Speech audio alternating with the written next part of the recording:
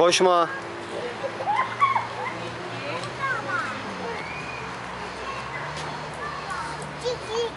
Evet, düşersin oraya.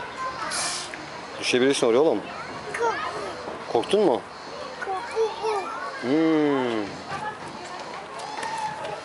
Bak burada köpek. Kum var orada mı?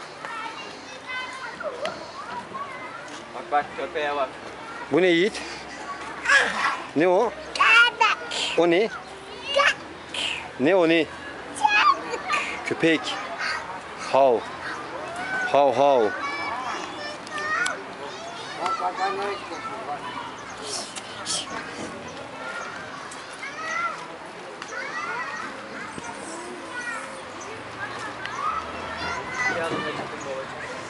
Yiğit. Yiğit. Yiğit. Buraya bak buraya. Binecek misin buna? Buradayım. Dayı nerede Yiğit?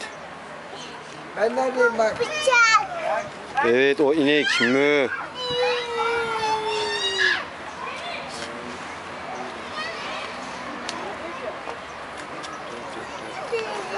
Gel buradan gel. Buraya gel. Gel. Buradan.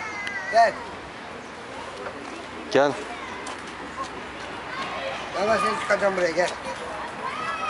Gel bakayım sen gel. Git boynumda kal ha. Şu delikte çıkalım. Hadi bakalım biz seninle beraber.